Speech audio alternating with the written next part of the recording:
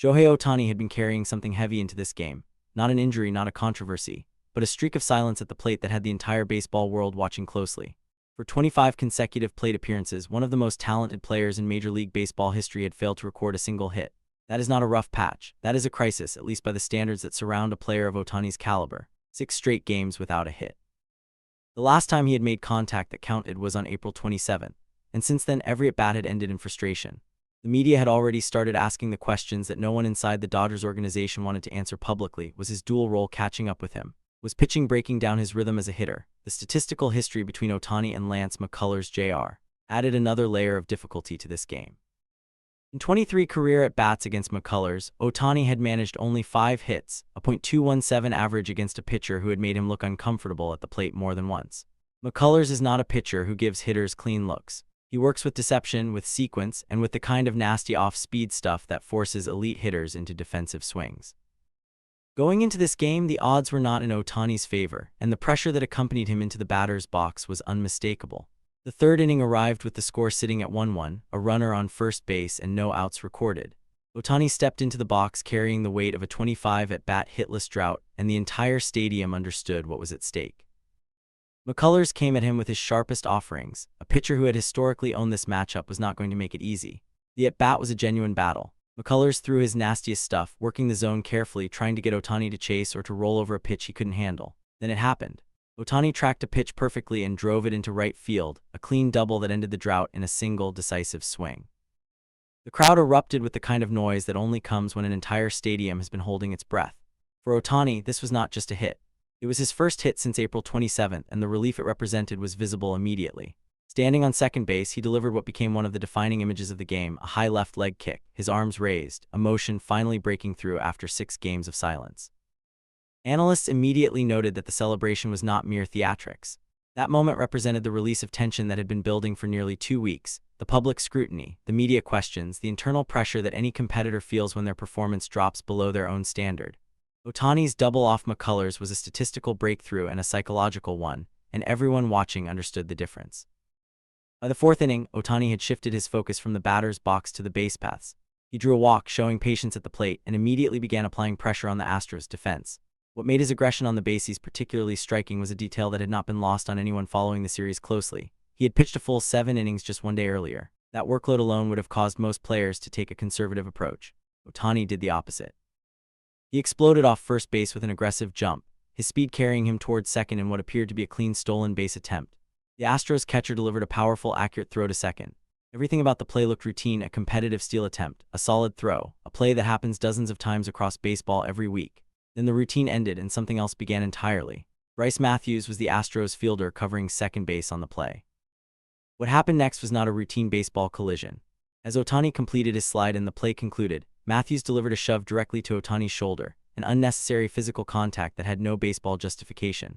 The shove disrupted Ohtani's balance as he was still at full momentum from the slide, and what followed made the entire stadium go silent before it erupted in anger. Matthews stomped directly onto Ohtani's hip while he was on the ground. One of the best baseball players in the world was lying on the infield dirt at second base, and an opposing fielder had placed his weight onto him.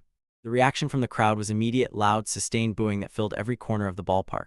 This was not ambiguous. It was not the kind of borderline play that gets debated in slow motion for several minutes before reaching a divided conclusion. The stadium had seen what happened, and the stadium responded accordingly. The Dodgers' dugout did not wait for a replay review. Will Smith and Andy Pages were the first players to sprint towards second base, moving toward Matthews with urgency. Players from both teams began converging on the infield, shoving and arguing as umpires moved in to restore order. Complete chaos had taken over a ballpark that moments earlier had been celebrating a comeback hit. The benches had cleared, and the game had temporarily stopped being a baseball game. Umpires activated the MLB replay system, and for several tense minutes the incident was reviewed frame by frame. The official ruling came back with clarity. Ohtani's stolen base was confirmed. Matthews' conduct was ruled unsportsmanlike and dangerous. Matthews was ejected from the game, removed from the field in front of a crowd that was still processing what it had just witnessed. Commentator Ken Rosenthal addressed the intentional nature of the stomp directly in his broadcast analysis, stating that the action did not resemble anything accidental about it. Medical staff moved onto the field quickly. Ohtani was on the ground, and the concern was focused on 2 specific areas, his hip and his right shoulder. For any baseball player, those are serious areas. For a two-way player who both pitches and hits at the highest level, an injury to either location carries consequences that extend far beyond a single game. The fans in attendance had shifted from outrage to concern, chanting Ohtani's name continuously as the medical team worked through their assessment on the field. Then came the moment that cut through all of it. Ohtani stood up. He turned toward the crowd and bowed, a gesture that carried the kind of emotional weight that does not require explanation. The crowd's response was immediate and loud. He was not just acknowledging the fans, he was telling them something about himself in a language that needed no translation. In his post-game conversation with reporters, Ohtani delivered a statement that circulated widely across sports media. "I'm okay, we'll keep fighting, I won't let them win through actions like this." The quote spread not because it was dramatic or inflammatory, but because it was composed, it was precise. It reflected a competitor who had just been physically targeted in front of tens of thousands of people, and had responded by stating his intention clearly and without any escalation. The calm within that quote was exactly what made it resonate so strongly with analysts and fans alike. The game continued. Ohtani continued. In the fifth inning, he stepped back into the batter's box against a cutter and drove the ball to left field, an RBI single that put a run on the scoreboard directly. It was not a dramatic swing. It was a professional one, the kind that comes from a hitter who has located his timing and is playing with confidence. The seventh inning brought a routine ground out, but the story of what Ohtani had done in this game was already complete by that point. The final stat line confirmed it, a multi-hit game, his 10th of the season. Analysts reacted to those numbers as proof that the slump had been broken not just emotionally but statistically. 25 consecutive plate appearances without a hit had been followed by a game in which Ohtani went multi-hit, drove in a run, stole a base, and absorbed a physical confrontation without losing his focus. That sequence of events defined what the day had been, not just a comeback, but a demonstration of what elite competition looks like under extraordinary circumstances. The pitching side of Ohtani's story required its own accounting.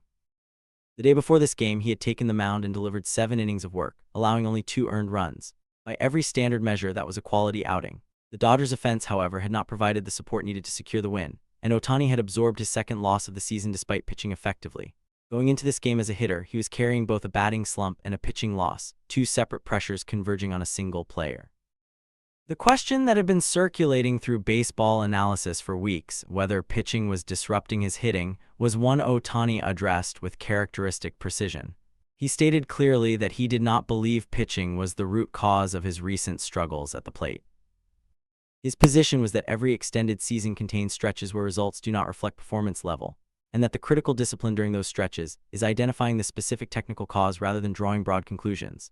He identified his bat path as the actual issue, the specific mechanical element that had been off during the hitless stretch. That level of self-diagnosis is not common even among players who have played at the major league level for a decade.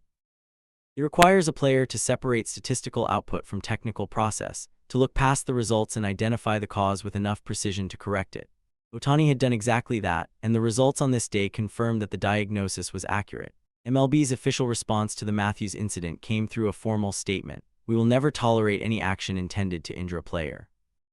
The league's investigation into the play began immediately following the ejection, and the potential consequences being discussed publicly were significant. Bryce Matthews was facing a suspension of at least 10 games extending into the following season, along with a financial fine of up to $300,000. Those figures generated immediate debate across sports media and social platforms. Whether the punishment fit the action was a question that produced strong opinions on every side of the discussion. The argument for harsher punishment pointed to the deliberate nature of the stomp and the identity of the player targeted. Ohtani is not simply a star. He's one of the most visible and commercially significant athletes in professional sports globally. The argument for measured punishment centered on the established frameworks the league uses to evaluate such incidents. The debate itself was a reflection of how seriously the incident had been received across baseball. What this game ultimately documented was not a single moment of chaos, it was a complete performance under complete pressure. Ohtani arrived carrying a 25 at-bat hitless streak, faced a pitcher who had historically been one of his most difficult matchups, broke through with a double that ended the drought, stole a base that resulted in a physical confrontation, absorbed that confrontation while on the ground, stood up, finished the game, went multi-hit, and drove in a run. Every single element of that sequence happened within the same 9 innings. Bo toward the crowd after standing up at second base, the composure in the post-game statement, the RBI single in the 5th inning after everything that had occurred. These were not separate stories. They were parts of a single story about a player operating at an extraordinarily high level while the circumstances around him were anything but ordinary. Ohtani's 10th multi-hit game of the season came on a day when he had every reason to walk off the field and walk away from the rest of the game. He did not. That choice and the performance that followed it is what the day at the ballpark produced.